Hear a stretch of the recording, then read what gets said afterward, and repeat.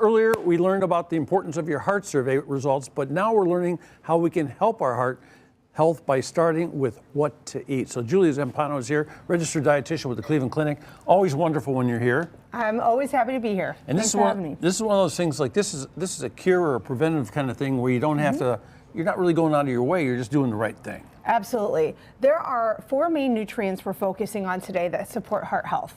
So I'll start over here. We have omega-3 fatty acids. Most of us know about omega-3s. They're found in fatty fish, flax seeds, chia seeds, some pumpkin seeds, walnuts. What they do is support the reduction of inflammation. So they can reduce inflammation. They help reduce blood triglycerides, which is a part of the blood fats in your blood, part of the cholesterol panel.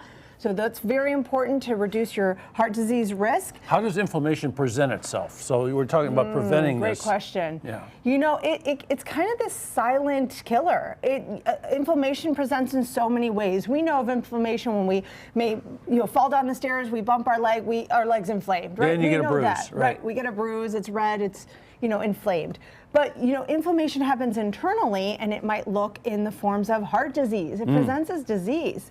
Heart disease or diabetes or obesity, those are all forms of inflammation, and disease is a form of inflammation inside our bodies. It means our bodies attacking, it thinks that there's a foreign object. So you stir some of this in, and it's almost like a calming effect on your problems. Yes, exactly. Great.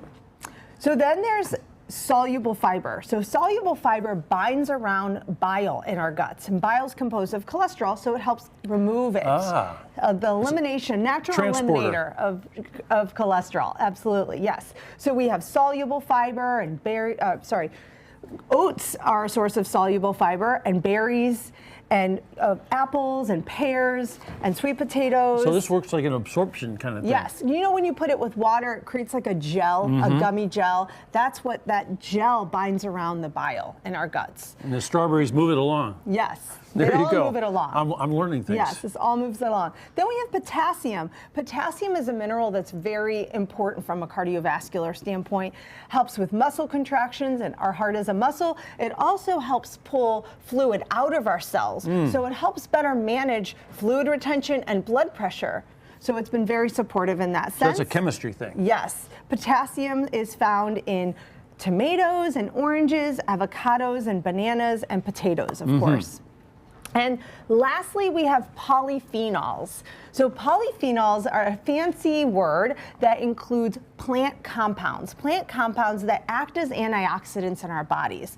Antioxidants protect our cells from damage. They also help reduce inflammation, and polyphenols have been shown to reduce bad cholesterol and help blood vessel function. So is this sort of like a blocker in a way? Yeah, it's a kind of a protector. When you think of like you're putting a coat on, you're protecting yourself.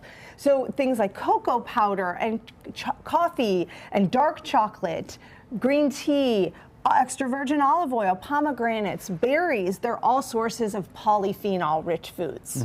People use the word chocolate, and you think about a lot of different things, but I always notice you say dark chocolate. Yes. So what's the difference in effect from dark chocolate to milk chocolate? So, sure. So the higher percentage of the cocoa is going to be the higher level of polyphenol or antioxidant, because the cocoa powder is what gives it the benefit.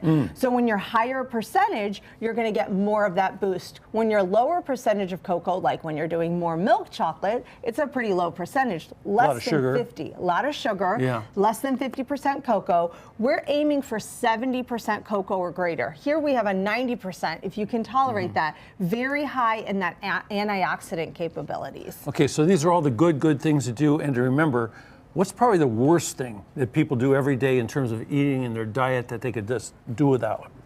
Well, I would say first, sugar-sweetened beverages are going to be the biggest impact, because there's so many negative impacts of high sugar in your body, as well as it increases your risk of obesity, and it can increase blood pressure. So it can be very negative there. Or another second to that would be eating a lot of high processed meats and processed foods, like fast foods. There we go. You always help us out so much. Thank you very much. Thank you. Thanks you for feel having healthy me. already, right, folks? Yep. Feeling a little bit better?